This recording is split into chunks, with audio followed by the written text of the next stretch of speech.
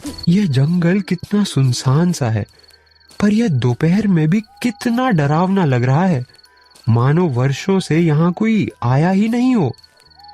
तभी वहां एक लंबा चौड़ा अजीब सा दिखने वाला आदमी आ जाता है। भाई साहब, मैं एक मुसाफिर हूँ, मुझे यहाँ ठहरने की जगह मिल जाएगी क्या? हाँ हाँ, बिल्कुल मिल जाएगी। ये मेरी ही झोपड़ी है, तुम आज रात यही रुक सकते हो। अरे शुक्रिया भाई तुम्हारा। फिर वो आदमी महेश को देखकर अपने मन में सोचता है, वाह नया शिकार, वो भी इतनी आसानी से इंसानी खून पिए तो काफी दिन हो गए।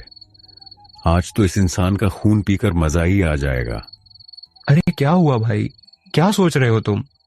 अरे अरे कुछ नहीं, तुम्हें देखकर ऐसा लगता है कि तुम काफी देर से चल रहे हो, इसलिए तुम बहुत थक चुके हो। इसीलिए तुम थोड़ी देर मेरी झोपड़ी में आराम करो, मैं तुम्हारे लिए कुछ खाने पीने का बंदोबस्त करता हूँ।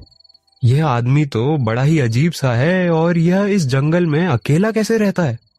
जरूर दाल में कुछ ना कुछ काला है, मैं एक बार इसका पीछा करके देखता हूँ।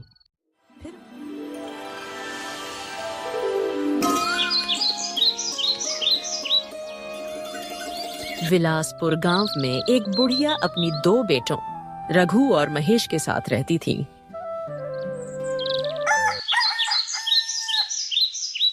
महेश बेटा, मैं तुझे कितने दिन से कह रही हूँ, मेरी दवाइयाँ खत्म हो गई हैं। अरे माँ, आप तो ऐसे कह रही हो जैसे मैं दिन भर फालतू बैठा रहता हूँ। मैंने ऐसा नहीं कहा बेटा, दवाइयों के बिना मेरी तबीयत थोड़ी खराब रहती है। घर में केवल मैं ही नहीं हूँ, आपका छोटा बेटा रघु भी है, आप उससे क्यों नहीं कहती हो? बेटा महेश, तुम्हें तो पता ही है रघु के पास पैसे नहीं रहते। तो फिर माँ, आप उसे कोई काम धंधा करने को क्यों नहीं कहती? मैं तो उससे बोल बोल कर थक चुका हूँ। रघु तुम्हारा छोटा भाई है, उसके पास इतने पैसे नहीं है कि कोई काम धंधा कर सके। और तुम ये मत भूलो, तुम्हारे पिता के जाने से पहले सारा कारोबार तुम्हें ही सिखाकर गए हैं। वो इसीलिए कि मैं उनका कारोबार संभाल सकता था, और उन्होंने मुझे कारोबार सौंप कर कोई एहसान नहीं किया है। कारोबार चलाने में कितनी मुसीबत का सामना करना पड़ता है, आपको कुछ पता भी है क्या माँ? इतना बोलकर महेश वहां से चला गया। वह बूढ़ी माँ बेचारी बैठकर रोने लगी। तभी थोड़ी देर में महेश की पत्नी रिंकी वहां आ गई। माँ जी, आपकी आंखों से जरा जरा सी बातों में गंगा जमुना बहने लगती है। बहू, तुम तो जानती ही हो, बिना दवाई लिए मेरा शरीर चलता नहीं है, मेरी तबीयत ठीक नहीं रहती। मैं काफी दिनों से महेश को दवाई लाने को बोल रही हूँ। दवाइयाँ फ्री की नहीं आती माँ जी, पैसों की आती है। आपका छोटा बेटा भी तो है, आप उससे अपनी जरूरत का सामान क्यों नहीं मांगती? बेचारी बुढ़िया ने रिंकी की बात का कोई जवाब नहीं दिया। फिर ऐसे ही कुछ दिन बीत जाते हैं। एक दिन महेश अपने भाई रघु से झगड़ा कर रहा था। तभी वहां माँ आ जाती है। मेरी समझ में नहीं आता महेश, आखिर तुम्हें रघु से क्या समस्या है? तुम हर छोटी छोटी बात पर बेचारे रघु से झगड़ा करते रहते हो। हाँ हाँ माँ, तुम तो रघु का ही पक्ष लोगी, क्योंकि ये आपका लाडला बेटा जो है। ऐसी बात नहीं है बेटा, मैं जितना प्यार रघु से करती हूँ उतना ही प्यार मैं तुमसे भी करती हूँ। मेरी ये समझ नहीं आता कि तुम अपने भाई के साथ ऐसा क्यों कर रहे हो। झूठ मत बोलो माँ, सच तो ये है कि आप हमेशा से मुझसे ज्यादा प्यार रघु से ही करती आई हो। आप हमेशा रघु का पक्ष लेती हो। आप रघु की बड़ी से बड़ी गलती को ऐसे माफ कर देती हो जैसे उसने कोई गलती ही ना की हो, बल्कि कोई महान कार्य किया हो। अपने बड़े भाई और अपनी माँ की बहस को रघु काफी देर से सुन रहा था, तो वह महेश की ओर देखकर बोला, ऐसी बात नहीं है भैया, जब मैं कोई गलती करता हूँ तो माँ मुझे भी डांटती है। लेकिन मेरे यह समझ में नहीं आ रहा कि आखिर आपको मुझसे इतनी दिक्कत क्यों है। आखिर मैं आपका छोटा भाई हूँ और आपको माँ से इस तरह बात करने का कोई हक नहीं है। हाँ हाँ पता है, सारे हक तो माँ ने तुम्हें ही दे रखे हैं, कामना काज का, दुश्मन अनाज का। ऐसा नहीं है, कि भैया मैं कोई काम करना नहीं चाहता। मैं आपसे कब से भिखारी की तरह पैसे मांग रहा हूँ और आप मुझे बार बार टाल रहे हो। पैसे मेहनत से कमाए जाते हैं, अनपढ़ कहीं के। चुप रहो रघु। क्या मैंने तुम्हें यही सिखाया है कि तुम अपने बड़े भाई से ऐसे बात करो? नहीं नहीं माँ, मैं भैया से कोई बदतमीजी से बात नहीं कर रहा हूँ। मैं बस अपने अधिकारों की ही बात कर रहा हूँ। रघु की ऐसी बातें सुनकर महेश को गुस्सा आ जाता है। अरे तू कौन से अधिकारों की बात कर रहा है? थोड़े दिनों पहले तूने ही एक कागज पर अंगूठा लगाया था और उस कागज में साफ साफ लिखा था कि तू अपनी मर्जी से सारे जमीन मेरे नाम कर रहा है। भैया आपने वह मुझसे धोखे से लगवाया है। अरे रघु, जिसे तुम धोखा कहते हो उसे चालाकी कहते हैं। तभी बूढ़ी माँ महेश की ओर देखकर बोली, बेटा, मुझे तुझसे यह उम्मीद नहीं थी। तेरे पिता तुझ पर कितना भरोसा करते थे। तू बड़ा था, इसलिए तुझे सारा कारोबार समझाया और सिखाया। मैं कहना तो नहीं चाहता माँ, लेकिन अब मुझे बोलना ही पड़ेगा। अब मैं तुम्हारी और रघु की शक्ल अपने घर में 1 मिनट भी बर्दाश्त नहीं कर सकता। इसके पहले मैं आप दोनों को धक्के देकर बाहर निकालूं। तुम दोनों खुद अपने आप मेरे घर से बाहर चले जाओ। फिर रघु अपनी माँ को लेकर उस घर से बाहर निकल गया। वह गांव के पीछे की तरफ एक झोपड़े बनाकर रहने लगा। फिर ऐसे ही कुछ दिन बीत जाते हैं। माँ, अब तो रामू काका ने भी राशन देने से मना कर दिया है। वह पैसे मांग रहे हैं और मुझे कोई काम भी नहीं दे रहा। माँ, क्या करूँ मैं? बेटा, अब एक ही रास्ता है। तुम अपने बड़े भाई महेश के पास जाओ और उससे कुछ पैसे उधार ले आओ। हो सकता है अब उसका दिल पिघल गया हो और वो तुम्हें कुछ पैसे दे दे। और अगर वह तुम्हें पैसे उधार ना दे तो उसे बोल देना कि माँ ने तुम्हें एक जरूरी बात करने के लिए बुलाया है। माँ तुम्हें कुछ बताना चाहती है।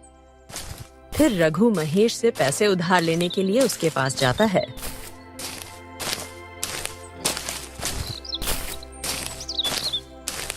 भैया, कल से घर में कुछ भी खाने को नहीं बना है और माँ की तबीयत बहुत खराब है। आप मुझे कुछ दिनों के लिए कुछ पैसे उधार दे दीजिए। मैं आपके पैसे वापस लौटा दूंगा। अरे तो मैं क्या तुझे खजाने का मालिक नजर आता हूँ जो तू मुंह उठाकर यहाँ चला आया? भाग जा यहाँ से, मेरे पास कुछ नहीं है तेरे लिए। और तू वापस क्या सोचकर आ गया जब मैंने तुझे और माँ को यहाँ से बाहर निकाल दिया था? अब मेरा तुम दोनों के साथ कोई रिश्ता नहीं है। भाग जा यहाँ से। ऐसा मत कीजिए भैया, कम से कम आप माँ का तो सोचिए। उनका ख्याल रखना आपकी भी जिम्मेदारी है। कम से कम आप उनकी दवाई और उनके खाने के लिए तो पैसे दे दीजिए। तू मुझे एक बात बता, काम चोरी तू करे और तेरे खर्चे सारे मैं उठाऊं? ना बाबा, ना, ये मुझसे नहीं होगा। मेरे पास तेरे ऊपर लुटाने के लिए फालतू के पैसे नहीं है। मैं कामचोर नहीं हूँ भैया, कोई मजदूरी ही नहीं मिल रही। मैं तो आधे पैसों में भी काम करने को तैयार हूँ, पर कोई काम ही नहीं देता। भगवान के लिए आप मेरी कुछ मदद कर दीजिए भैया। लगता है तू ऐसे नहीं मानेगा। तुझे तेरी औकात याद दिलानी पड़ेगी। ठीक है भैया, आप मुझे पैसे उधार मत दीजिए, लेकिन माँ ने आपको बुलाया था। माँ आपको कोई जरूरी बात बताना चाहती है, तो आप मेरे साथ चलिए। मुझे माँ की कोई जरूरी बात नहीं सुनना। तू चुपचाप यहाँ से चला जा, वरना मैं तुझे धक्के देकर यहाँ से निकाल दूंगा। अपने बड़े भाई की ऐसी बात सुनकर रघु थोड़ा उदास हो जाता है और वहाँ से चला जाता है। अरे आपको रघु के साथ माँ के पास जाना चाहिए था। माँ पता नहीं कौन सी जरूरी बात बताना चाहती है। अरे ये सब इन दोनों का नाटक है। तुम क्या इन्हें जानती नहीं हो क्या? हो सकता है माँ जमीन जायदाद की कोई बात करना चाहती हो, इसीलिए आप जाइए। रिंकी के कहने पर महेश रघु के पीछे पीछे जाने लगता है। बेटा, हम भूखे रह लेंगे, गरीबी में गुजारा कर लेंगे। मैं बिन दवाई के भी रह लूंगी, लेकिन आज के बाद तुम महेश से बिल्कुल भी बात मत करना। मुझे उससे ऐसी उम्मीद नहीं थी। मैंने सोचा था कि अब तक उसे अपनी गलती का एहसास हो गया होगा, लेकिन अभी भी उसका घमंड चूर नहीं हुआ। आप तो रह लोगी माँ, पर मुझसे आपकी यह हालत देखी नहीं जाती।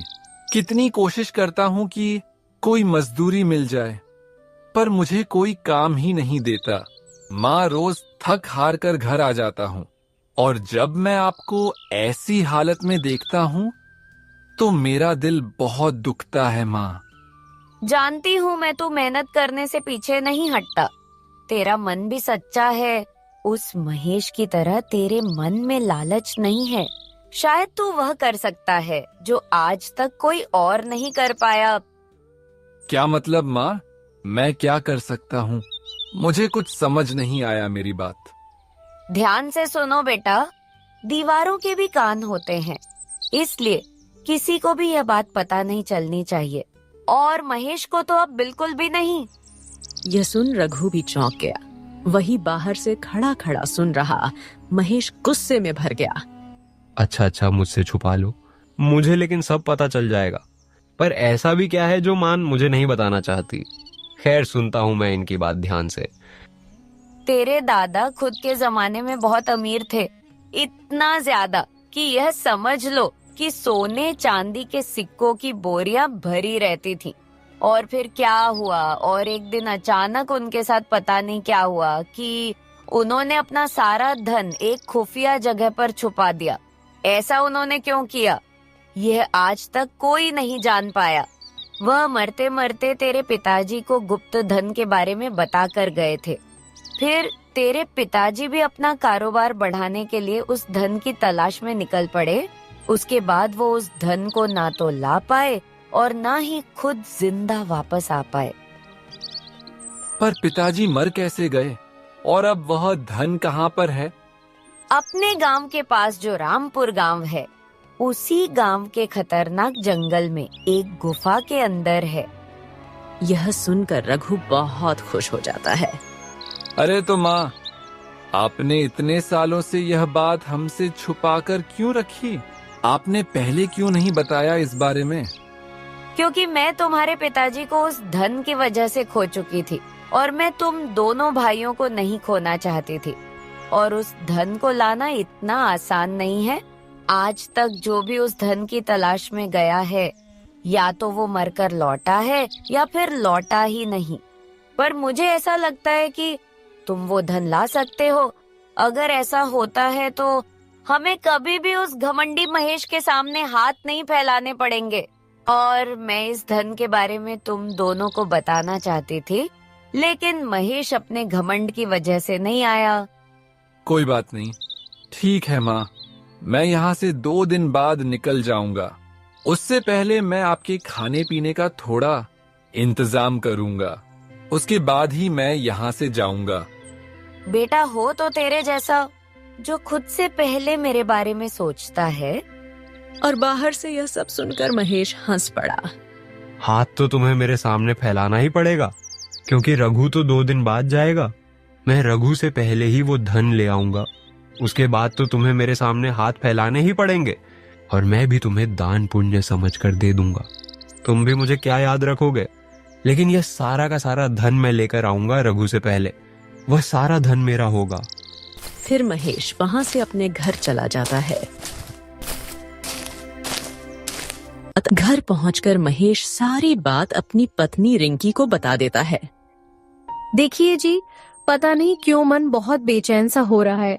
हमारे पास जितना धन है, मैं उतने में ही खुश हूँ। आज आप कहीं मत जाइए।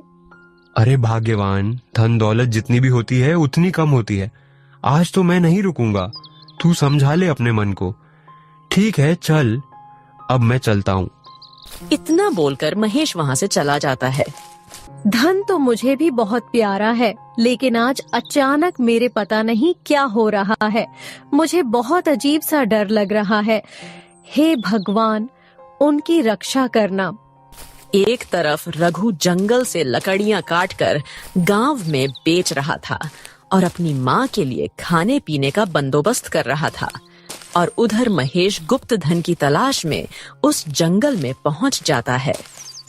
यह जंगल कितना सुनसान सा है, पर यह दोपहर में भी कितना डरावना लग रहा है, मानो वर्षों से यहाँ कोई आया ही नहीं हो। फिर महेश आगे चलता रहता है और महेश को चलते चलते रात हो जाती है। मैं सुबह से इस जंगल में चलता ही जा रहा हूं, पर इस जंगल से बाहर नहीं निकल पा रहा हूं और अब तो बहुत थक भी गया हूं। अरे वो क्या, वहां तो रोशनी नजर आ रही है। लगता है वहां कोई रुकने की जगह होगी। आज रात में वहीं रुक जाता हूं। ऐसा कहकर महेश उस झोपड़ी के पास जाता है और झोपड़ी के अंदर देखने लगता है। तभी वहां एक लंबा चौड़ा अजीब सा दिखने वाला आदमी आ जाता है। भाई साहब, मैं एक मुसाफिर हूं, मुझे यहाँ ठहरने की जगह मिल जाएगी क्या? हाँ हाँ, बिल्कुल मिल जाएगी। ये मेरी ही झोपड़ी है, तुम आज रात यही रुक सकते हो। अरे शुक्रिया भाई तुम्हारा। फिर वो आदमी महेश को देखकर अपने मन में सोचता है, वाह नया शिकार, वो भी इतनी आसानी से इंसानी खून पिए तो काफी दिन हो गए। आज तो इस इंसान का खून पीकर मजा ही आ जाएगा। अरे क्या हुआ भाई, क्या सोच रहे हो तुम? अरे अरे कुछ नहीं, तुम्हें देखकर ऐसा लगता है कि तुम काफी देर से चल रहे हो, इसलिए तुम बहुत थक चुके हो।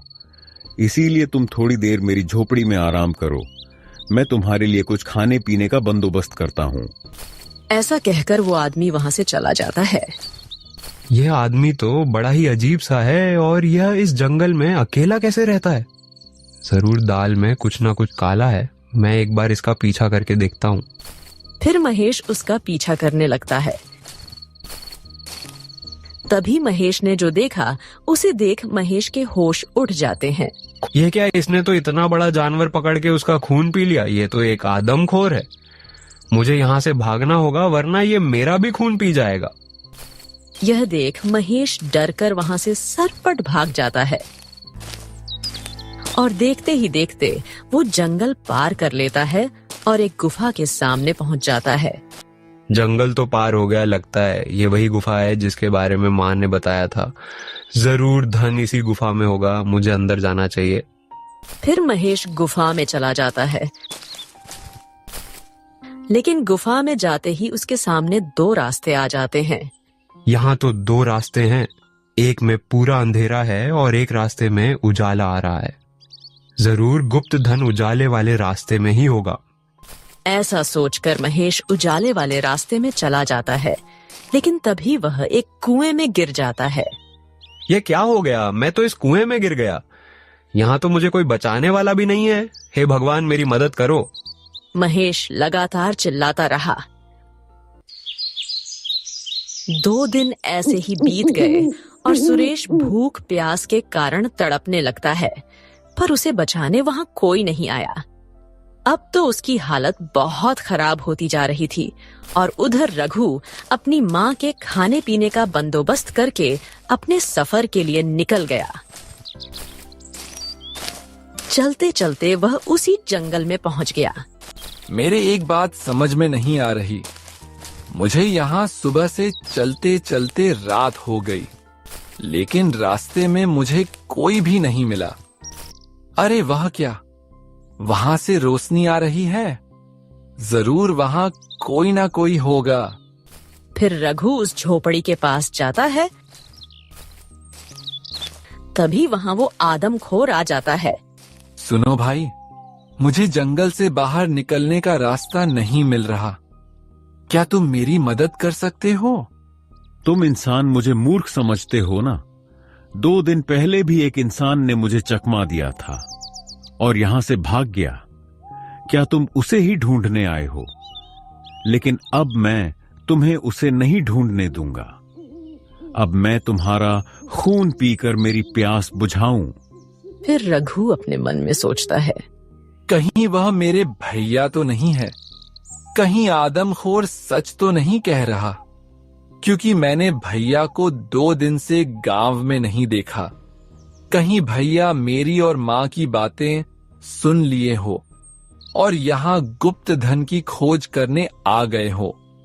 हे भगवान, उनकी रक्षा करना। क्या सोच रहा है इंसान? आज तो तेरा खून पीकर ही मेरी प्यास बुझेगी। उसे देखकर रघु डर कर खुद से बोला, अब इसका क्या क्या करूं? इसके चंगुल से कैसे निकलूं? कोई तो बहाना सोच रघु, वरना धन की चाहत में आज तू इसकी खुराक बन जाएगा। सोच कुछ तो सोच रघु। अरे हाँ आदमखोर भाई साहब, आपको मेरा खून पीकर क्या मिलेगा? मैंने तो वैसे ही कई दिनों से कुछ नहीं खाया। मैं कई दिनों से भूखा हूं, तो मेरे अंदर खून की एक बूंद भी नहीं है। तू क्या मुझे मूर्ख बना रहा है? अरे आदमखोर भाई, आप इतने होशियार हो, आपको कोई कैसे मूर्ख बना सकता है? मैं तो आपका ही भला सोच रहा हूं।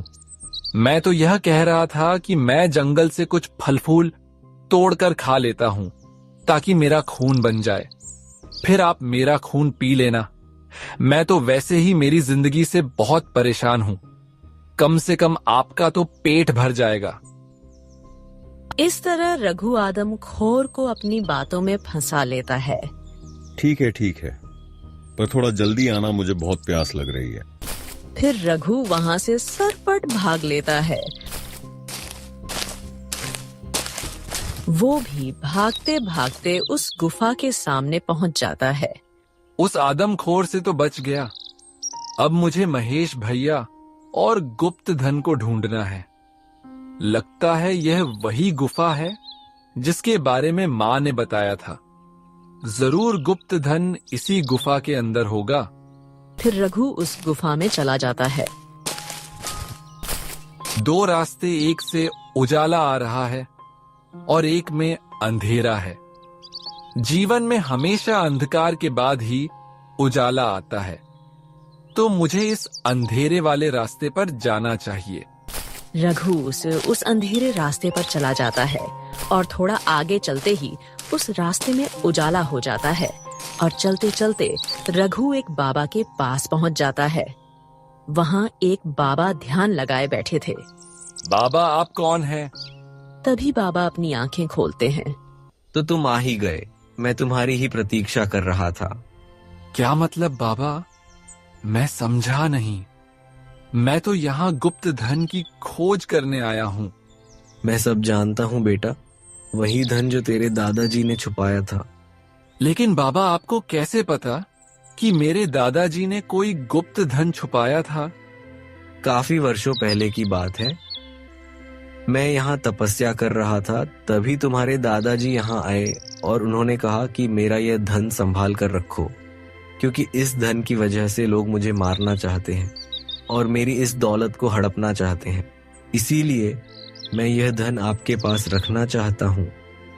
अगर कभी भी मेरे अंश या मेरे परिवार को इसकी जरूरत सच्चे मन से हुई, तो वह मुश्किल रास्ते तय करके वह यहाँ तक पहुँच जाएगा, और किसी के मन में लालच आया तो वह यहाँ तक कभी नहीं पहुँच पाएगा, और उसके बाद से ही यह धन मेरे पास है। तुम एक सच्चे और ईमानदार व्यक्ति हो, इसीलिए तुम यहाँ तक पहुँच पाए। अब तुम अपना सारा धन अपने साथ लेकर जा सकते हो। फिर बाबा अपनी शक्ति से गुफा में एक रास्ता बना देते हैं। ले जाओ बेटा तुम्हारा धन।